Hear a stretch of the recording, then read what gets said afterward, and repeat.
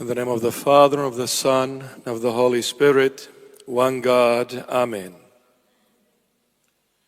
Our beloved fathers, deacons, nuns, and faithfuls both in this holy church and those who are watching us through live streaming, may the Almighty Jesus Christ of Nazareth, the true living God who was revealed in the flesh, and the end of times, as St. Paul mentions in his epistle to the Galatians, chapter 4, be with you, guide you, protect you, bless you, and deliver you from the snares of the enemy, Satan, the deceiver, the tempter, the one who comes in a sneaky way to try and devour the children of God in his evil, dark ways. May the Lord deliver you.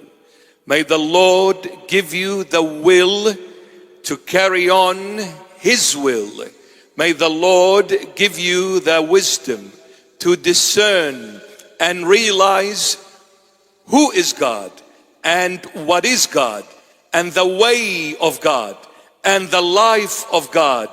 For the Lord needs and must be glorified in his children. I pray there is a revival. I pray there is a renewal. I pray there is a new beginning, a new leaf, a new page, a new life for so-called Christians. I pray the Lord awakens the Christian world and precisely church leaders. They're asleep. They are asleep. They need to wake up before it's too late. They're asleep.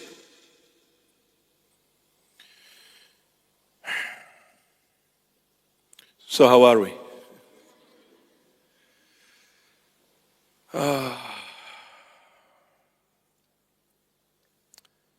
The gospel of today is according to St. Matthew.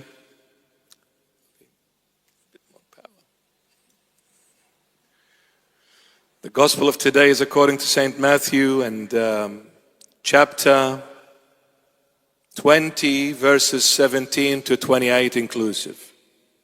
Give it more reverb, brother. It's chapter 20 and verses 17 to 28 inclusive. The Lord is trying to say in these verses that I am very clear and straightforward. When I come to talk to anyone, I never hide things that are relevant to those whom I choose and speak to. I am very clear, reason being, because it is in my nature to be of clarity. Why? Because I am the light of the world. I am light, and when you come to the light, there is no hidden agendas, there is no twisting of things, there is no falsification. Light is simple, humble, straightforward. And you cannot claim and say, I am in the light, yet I can't see where I'm heading. You cannot say that, because in the light, everything is clear. So when I came and I chose my disciples, my 12 apostles, I said to them clearly what will happen to me and what will happen to them if they continue walking in my path.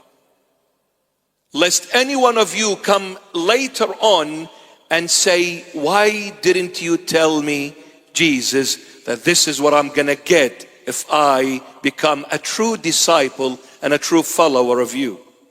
No one will be able to say that to me, because I was clear from day one, because I am the light to this dark world. So in today's gospel, the Lord Jesus says that I'll be handed over to the chief priests and to the scribes and the Pharisees. They will judge me and I'll be sentenced to death. He said it, but I will rise on the third day. I am very straightforward. There is nothing hidden and nothing complicated about what I'm just saying. I'll be held, I'll be captured, I'll be judged, I'll be sentenced to death, but I will rise on the third day. Any questions? No, Lord. But what happens? A woman approached the Lord Jesus, who happens to be the mother of the two sons of Zebedee, James and John, two of the 12 apostles, James and John. She approaches the Lord Jesus as every concerned mother. As every concerned mother, the first thing she thinks of is the well-being of her children, not her husband.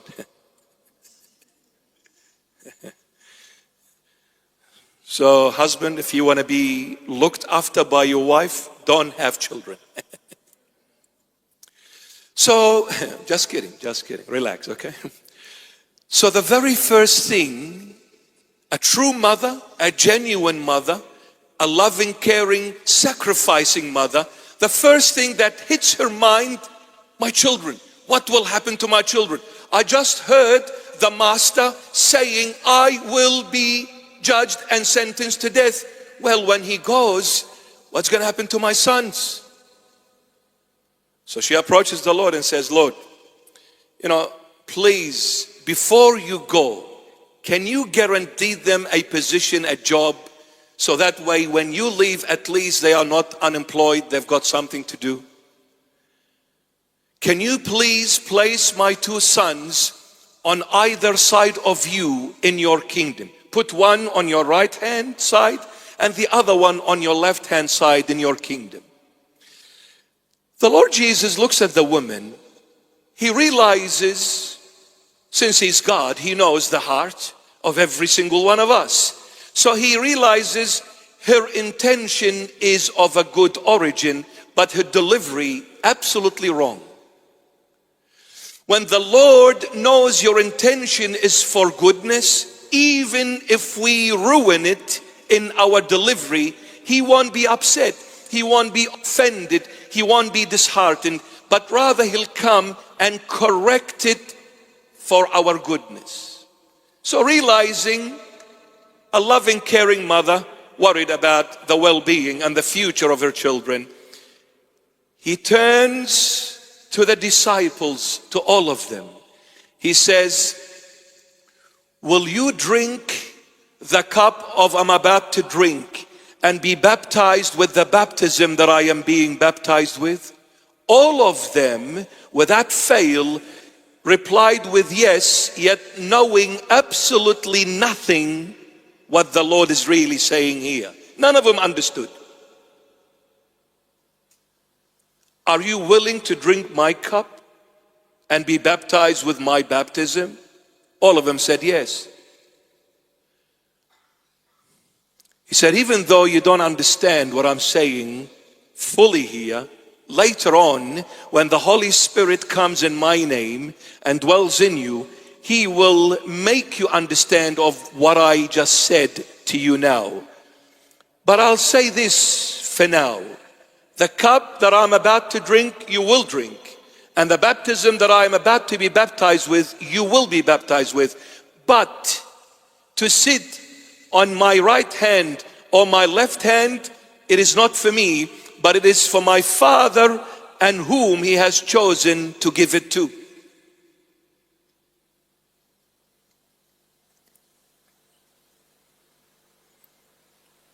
It's not my job to place you. It's my Father's choosing, not mine. Why? Because I came to do the will of my Father.